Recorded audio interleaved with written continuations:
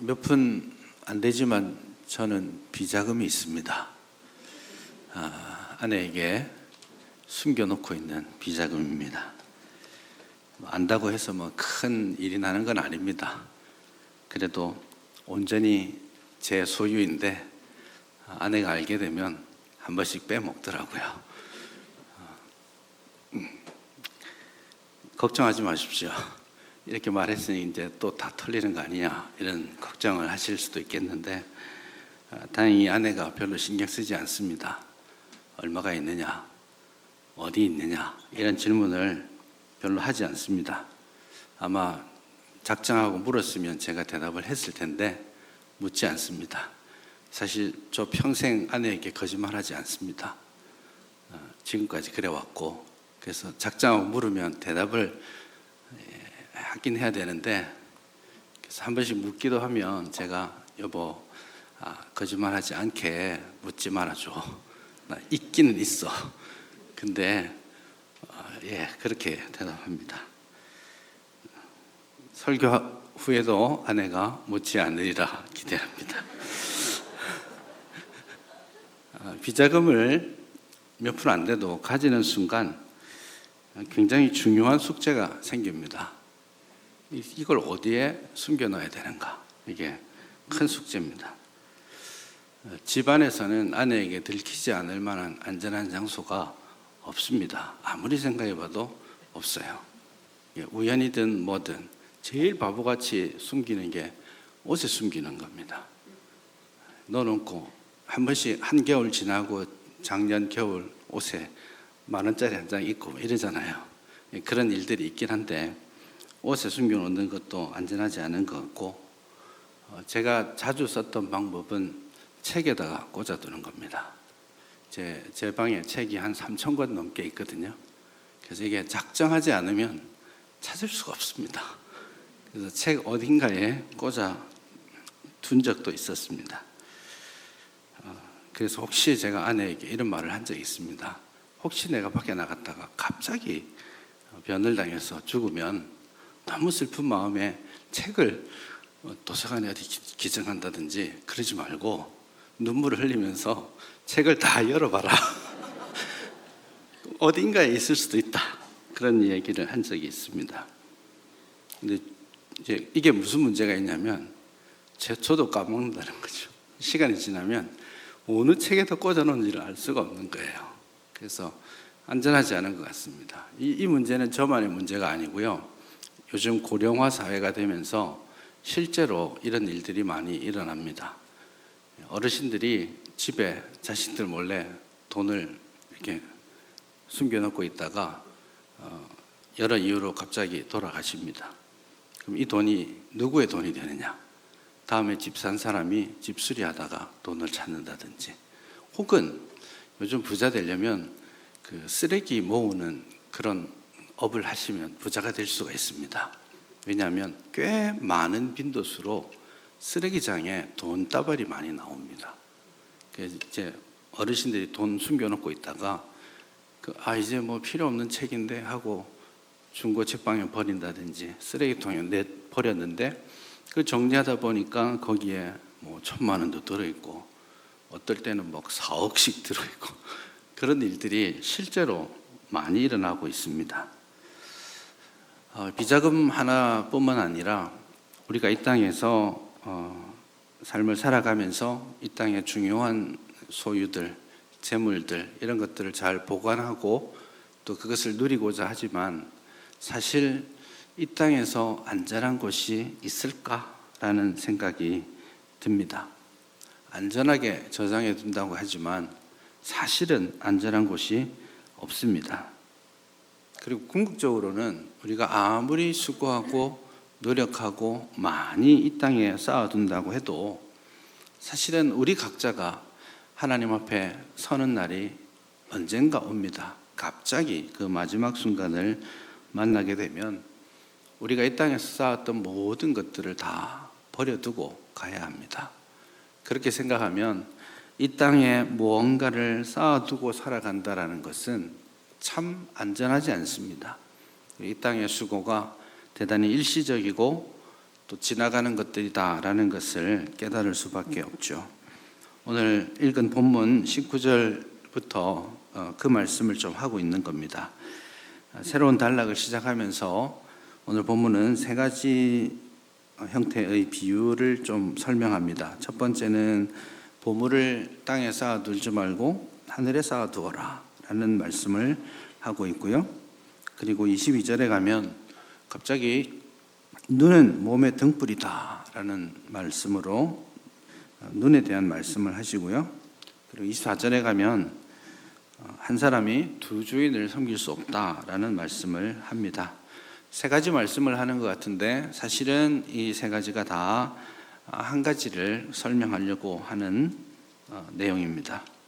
재물과 하나님, 세상과 일시적 세상과 영원한 하나님의 나라를 함께 소유하고 함께 누릴 수는 없다라는 말씀을 오늘 본문이 하고 있는 겁니다. 첫 번째 비유를 보시면 도대체 보물을 어디에 쌓아두어야 안전한가라는 질문을 하고 있죠. 대조되는 두 공간이 나옵니다. 첫 번째는 땅이라고 하는 곳이고요. 또 두 번째는 하늘이라는 곳이 있습니다. 보물을 땅에 쌓아두면 거기는 좀과 동록이 해하고 도둑이 구멍을 뚫고 도둑질한다라고 그렇게 말씀하죠. 시간이 지나면 이 땅에 있는 모든 것들은 헤어지게 마련입니다. 예쁘다고 좋다고 다 사고 있지만 시간이 지나면 옷도 무엇도 다 헤어지고 썩게 되는 것이죠. 또 한편으로는 영원한 어떤 것이라고 하더라도 동록이 이거는 일종의 녹쓰는 과정을 뜻하는 겁니다. 되게 좋은 것도 시간이 지나면 녹슬고 못나 보이게 되는 거죠. 시간이 지나다 보면 또 어떤 상황에는 뜻하지 않은 도둑을 만나서 가지고 있었던 것을 몽땅 잃어버리게 되기도 합니다. 그게 이제 땅에 쌓아두는 것의 한계라고 표현하고 있죠. 대신에 오직 너희를 위하여 보물을 하늘에 쌓아두어라 그렇게 말씀하죠. 하늘에 쌓는 것은 좀이나 동록이 해하지 못하고 도둑이 구멍을 뚫지 못하다, 좀 더 안전하다 이렇게 말씀하고 있죠. 근데 사실은 이게 질문이 드는 겁니다. 어떻게 하는 것이 땅에 쌓아두는 것이고 어떻게 하는 것이 하늘에 쌓아두는 것인가? 하늘에 저금통이 있어서 어떻게 계속 송금을 하면 되는 건지 이게 참 애매한 말이기도 합니다. 땅에 쌓아두지 말라고 하니까 그러니 앞으로 저축을 하거나 투자를 하거나 그런 일을 하면 안 돼, 그런 뜻인가요? 하늘에 쌓아두라고 하니까 우리가 가진 모든 재산을 다 털어서 교회 헌금이라도 해야 돼, 이런 뜻으로 읽어야 되나요? 그렇지 않습니다. 이 지금 땅에 쌓아두는 것과 하늘에 쌓아두는 것의 차이는 영원한가 영원하지 않은가의 가치를 가지고 설명하는 겁니다. 그래서 땅에 쌓아두는 것은 영원하지 않고 사라지게 될 것이고 하늘에 쌓아두는 것은 영원할 것이다 라는 겁니다. 그래서 이게 장소적으로 어디를 뜻하느냐의 문제가 아니라 일시적인 가치를 따르지 않고 영원한 가치를 추구하는 삶을 살아야 한다라는 것입니다.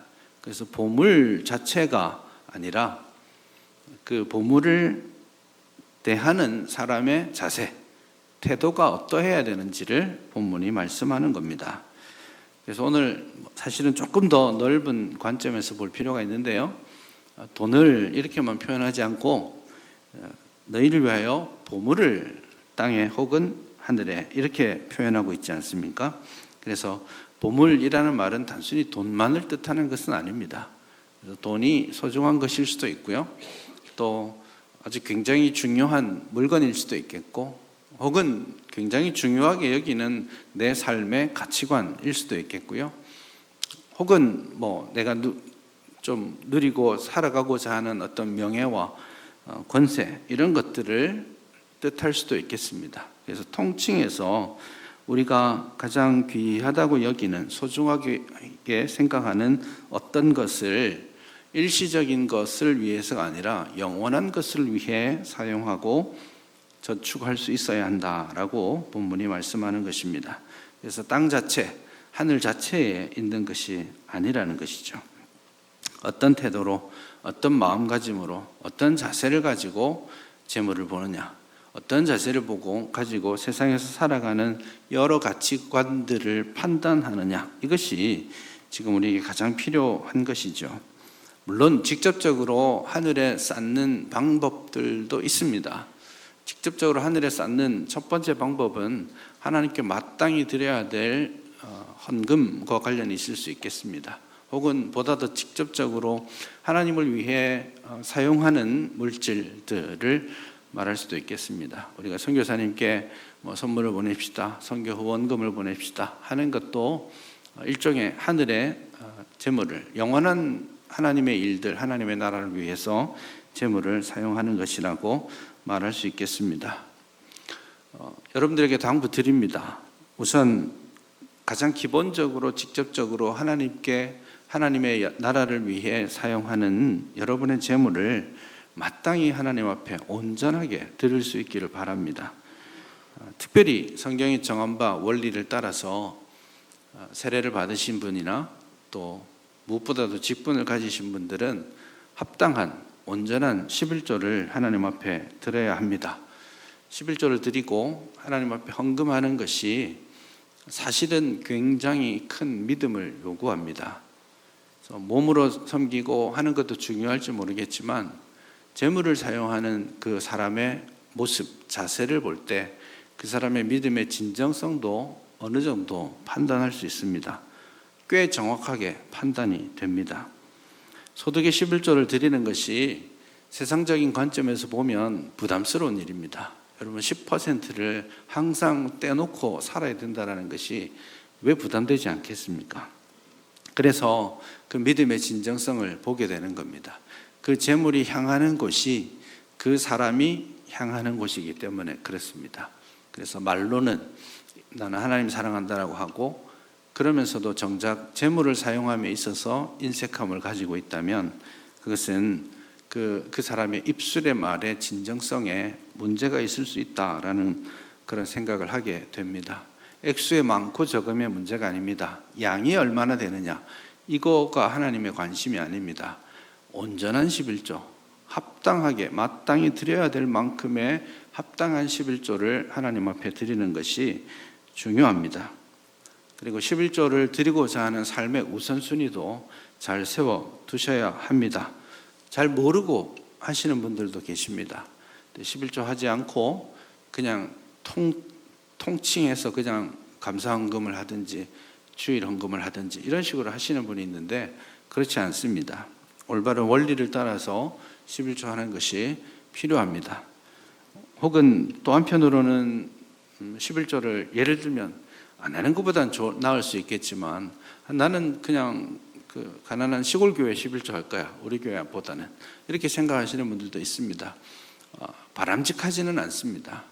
기본적으로 11조가 본인이 섬기는 교회의 살림을 책임지는 의도가 있기 때문에 그러합니다. 여러 가지 방법을 고려해 볼 수 있겠죠. 고민해 봐야 되겠지만 어쨌든 여러분 11조를 하고 감사헌금을 하고 주일 헌금을 하는 이 세 가지 기본적인 헌금 생활을 할 때에 무엇이 하나님이 가장 기뻐하시는 방식인지 이런 것들에 대한 진지한 고민들이 필요합니다. 방금 전에도 잠깐 언급했지만 또 한편으로는 하나님의 나라를 위해서 직접적으로 헌금하는 일들을 잘 고려해야 합니다. 선교사님들을 위해서, 또 어려운 개척교회를 위해서, 혹은 어려움 당하는 가난한 이웃을 위해서 우리가 가진 일정한 부분을 들여서 구제하고 하는 모든 일들을 우리가 충성스럽게 감당하는 것, 그래서 우리가 가진 재물로 가장 단순하게 하나님의 나라와 하나님의 일을 위해 직접적으로 사용하는 일들에 우리가 최선을 다해야 할 것입니다. 간접적인 형태로 우리에게 있는 모든 것이 보물이 될 수 있습니다. 그 모든 보물이 하나님의 영광과 하나님의 나라와 하나님의 의를 위해 사용되도록 준비하고 해야 합니다.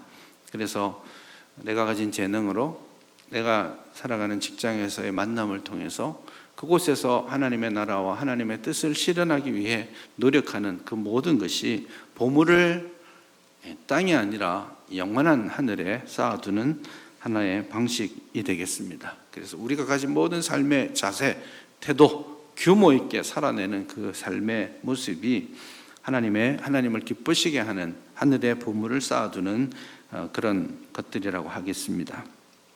그러나 꽤 많은 사람들이 이 세상과 세상에 속한 것들을 추구하고 그것들에게 눈을 주면서 살아가는 것이 사실입니다.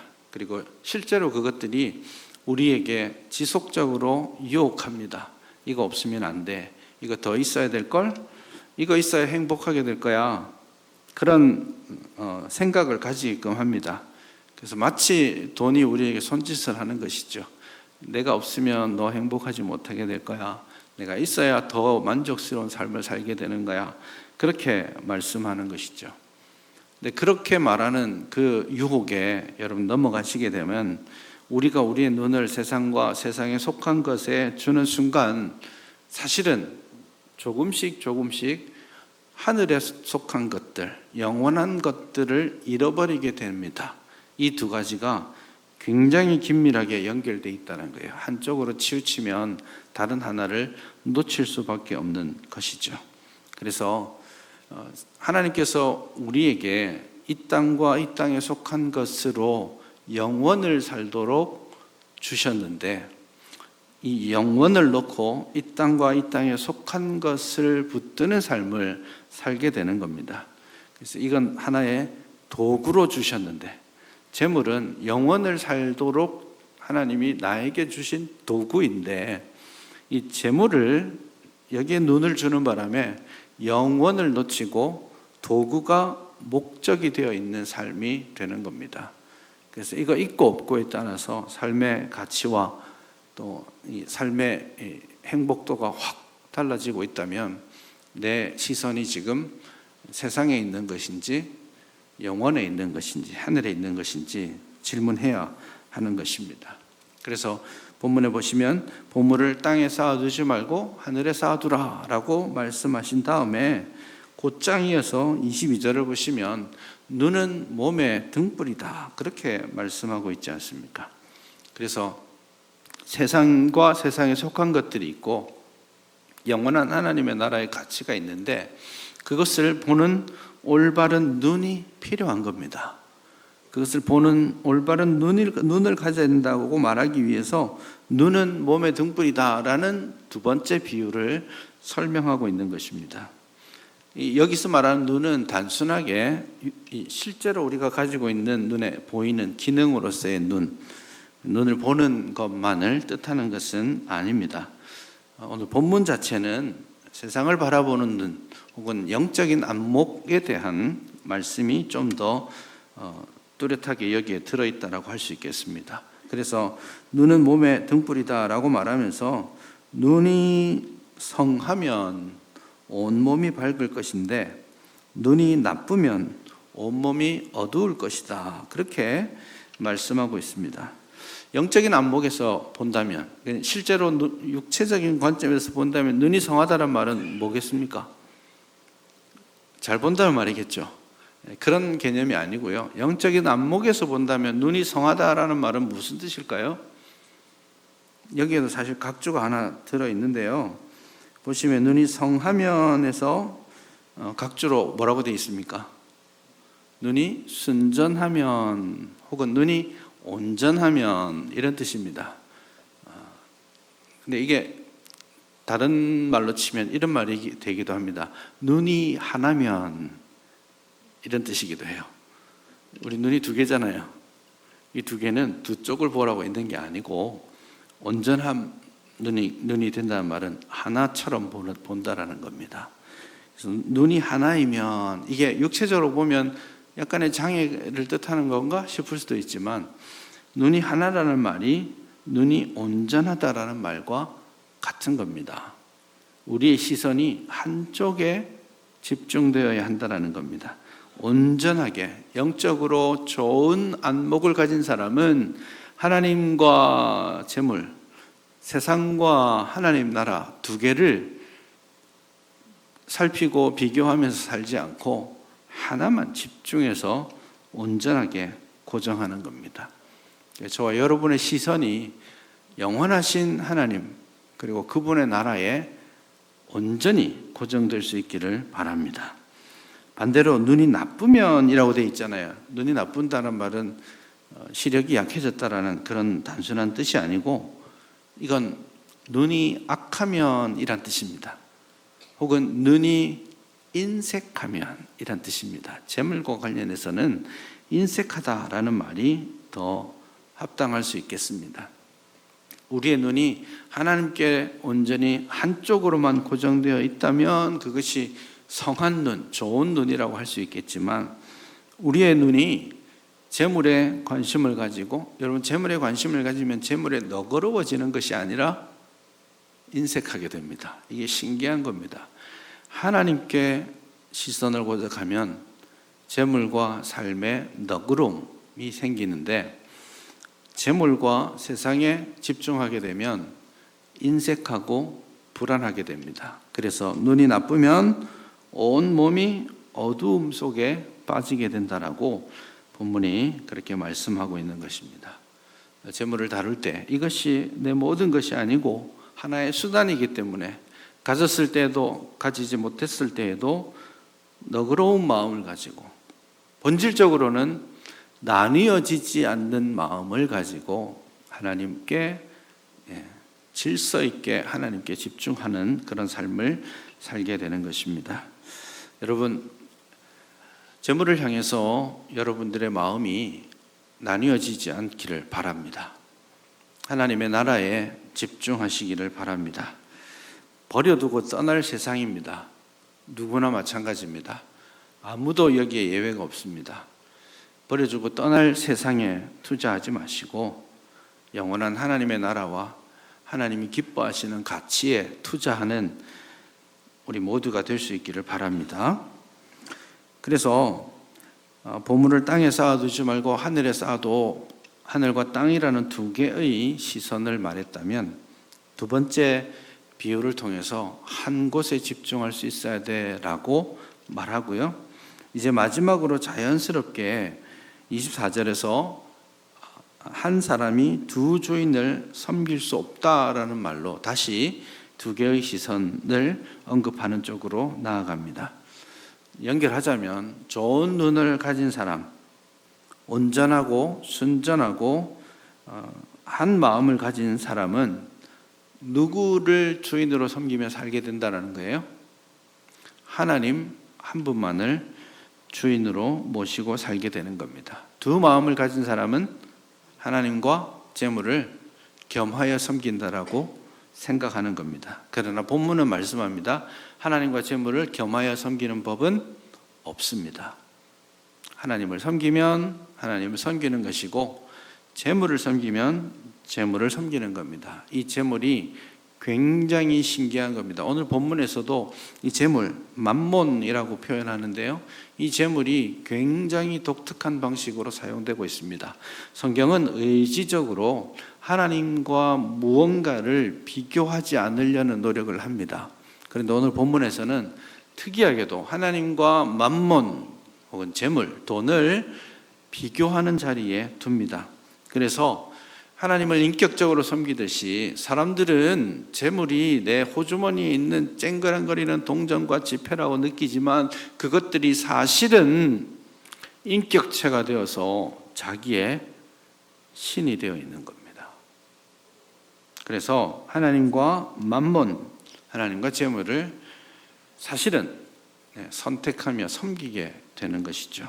원래 맘몬이라는 말 자체가 히브리 말에서 온 건데요. 히브리어 마몬이라는 건데 원래 어원은 여러분 우리가 참 많이 쓰는 단어 중에 있는 단어입니다.